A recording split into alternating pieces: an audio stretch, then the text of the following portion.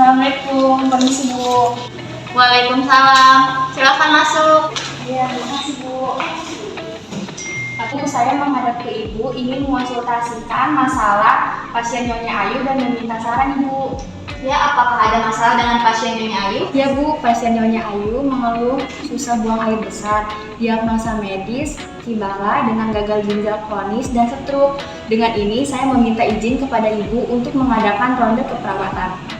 Lalu, apakah kamu sudah menyiapkan tim ronde dan siapakah yang akan kamu ajak untuk menjadi tim ronde keperawatan serta kapan pelaksanaannya? Sudah Bu, rencananya besok akan diadakan ronde keperawatan. Kemudian saya mengajak perawat Luciana dan Ira serta mengundang Dokter Ayu sebagai konsultan dan Dokter Tiar sebagai konselor. Baiklah, kalau memang sudah siap, silakan kamu lanjutkan dan persiapkan yang perlu dipersiapkan. Terima kasih Bu, saya permisi ya Bu. Silakan. Permisi Bu. Iya, silakan masuk, Sud. Bagaimana keadaan Ibu? Apakah masih sulit KB? Iya, masih. Bagaimana ya baiknya? Ini Bu, setelah ini kami perawat Bangsal akan mendiskusikan solusi untuk menyelesaikan masalah Nyonya Ayu.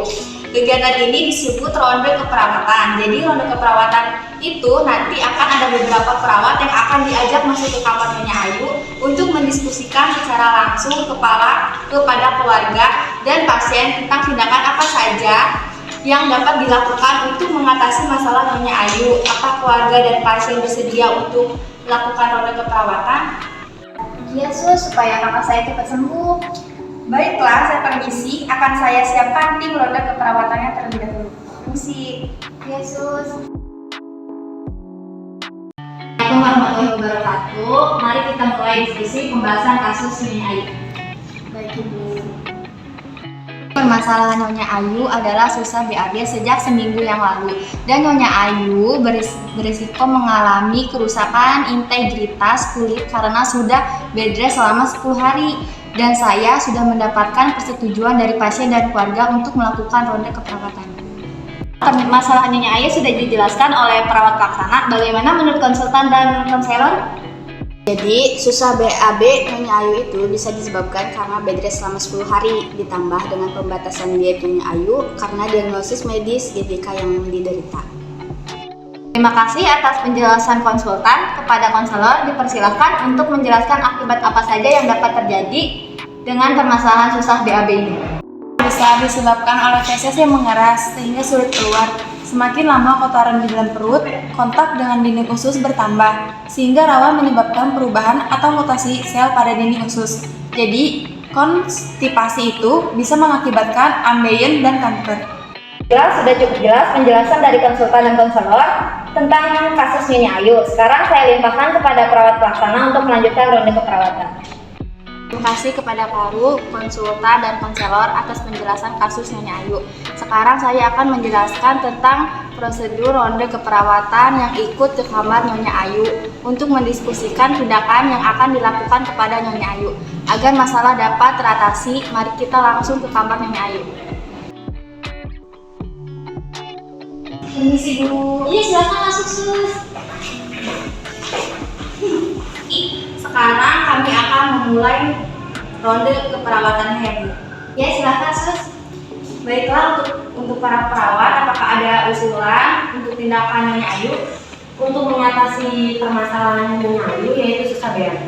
Kita bisa memberikan makanan berserat seperti sayur-sayuran. Konselor, apakah bisa menerapkan pendapat dari perawat Lucy? Iya bisa, akan tetapi hal tersebut harus dikonsultasikan kepada dokter mengingat pasien menderita gigitan. Karena dengan obat pencerah seperti obat dulcolax suppositoria, Kita juga harus mengonsultasikan hal tersebut kepada dokter, dikarenakan pemberian obat pencahar juga merupakan kolaborasi dengan dokter. Bagaimana dengan huknah atau lipsma? Itu bisa dilakukan jika tindakan pertama dan kedua tidak berhasil. Ada 3 tindakan yang akan dilakukan kepada Nyonya Ayu. Yang pertama yaitu dengan memberikan makanan berserat, dikarenakan makanan berserat tersebut dapat membantu melancarkan BAB. Yang kedua yaitu memberikan obat dulkolak. Obat tersebut merupakan obat pencahar yang nanti akan dimasukkan melewati dubur. Obat tersebut dapat melunakkan kotoran yang mengurat. Dan yang ketiga yaitu akan dilakukan tindakan huknah atau lavement, untuk merupakan tindakan memasukkan suatu alat yang berisi cairan ke dalam dubur yang berfungsi melunakkan kotoran yang mengeras. Oh begitu, iya ya Sus, paham. Saya ingin menambahkan mengenai kondisi pasien yang mengalami bed rest 10 hari yang beresiko integritas kulit. Bagaimana jika dilatih bergerak miring kanan atau miring kiri di atas tempat tidur? Saya sangat setuju pendapat dari perawat kursi supaya tidak terjadi kerusakan pada integritas kulit. Baiklah, latihan gerak tersebut bisa dimulai sore ini. Terima kasih Ibu, ronde keperawatannya sudah selesai. Selamat sore.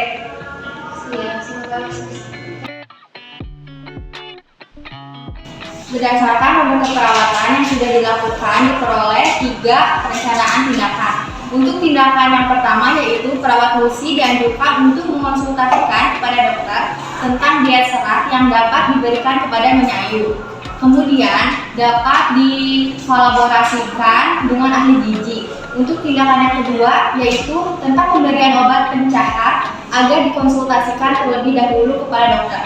Tindakan kedua ini saya didelegasikan kepada perawat kursi juga.